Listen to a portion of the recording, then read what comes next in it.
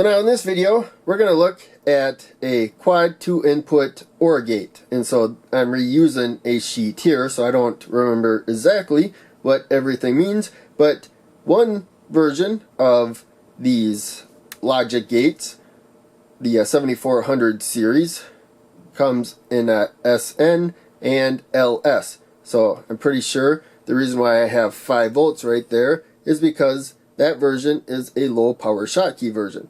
And this is the one that I have on the board, the MM74HC32N.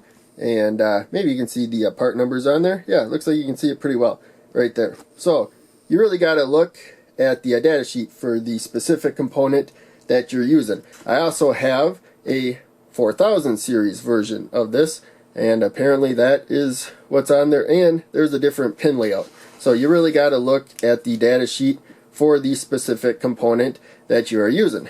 But in any case, we're over here also, in case I forget to demonstrate this later.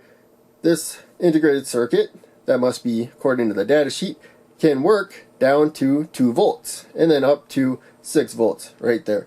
But most of the time you'd probably just work with 5 volts. So now moving along to the wiring, we're going to use one of the 4 or quad OR gates, and it's a 2 input, each one of them, 2 inputs I should say. So one of the inputs already has a jumper there. So that orange jumper there and the gray jumper are how you power it. There you can see ground down there, pin 7, and then VCC up there, pin number 14. And the input here, we have a switch. Here is a pull down resistor, so that keeps 0 volts at the pin, and we can close the switch and make a direct connection to the positive supply when the switch is closed. Since it's an OR gate, the output is going to go high if one or the other input goes high, or if both of them go high. Doesn't matter.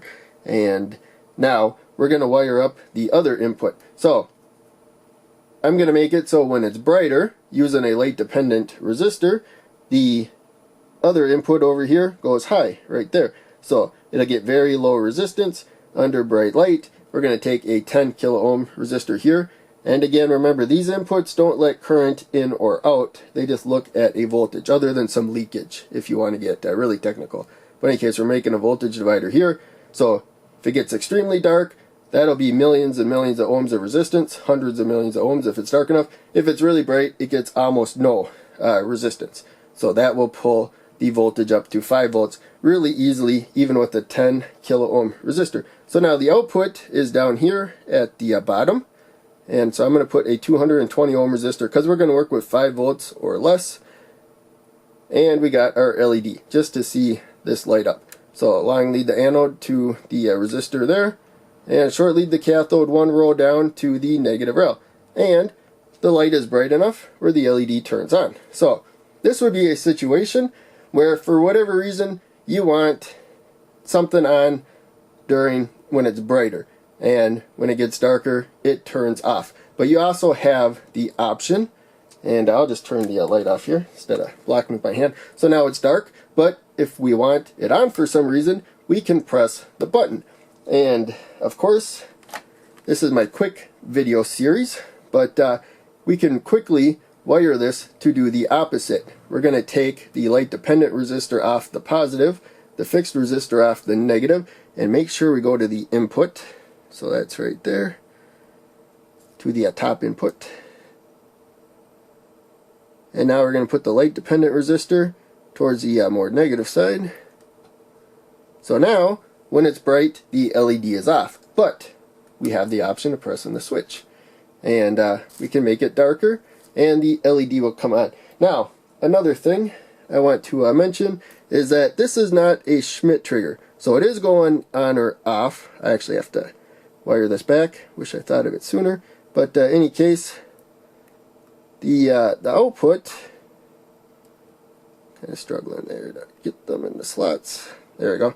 The output is not always solidly on or off like it would be with a Schmitt trigger. So I'm going to turn this lamp off, and you'll see that if I kind of get a faint glow, there's a middle ground where it's going to kind of get it's kind of dim. You can see it kind of changing its brightness right at a middle ground. So it's relatively fine. area, relatively small area, but there is a small area where it won't be completely on or off when it comes to the voltage, somewhere around 2.5 volts. So hopefully that makes sense. So now, one more thing before we go. I almost forgot about this. We saw that I wrote down that this would work down to 2 volts. So we will look at that. For this particular integrated circuit, the MM version, right there, HC anyways. Maybe all HCs do. But in any case, there you can see the LED is on. It's not very bright because it's only 2 volts, but you can see the circuit's working.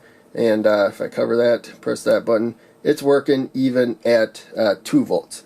So we'll make this a little bit, actually I can dim the lamp right there. There we go, it's easier to see. But in any case, it has to be, the lamp has to be on a bit for the LED to be on a bit, or if it isn't, we can press the button right there. So it works at 2 volts even, this particular one.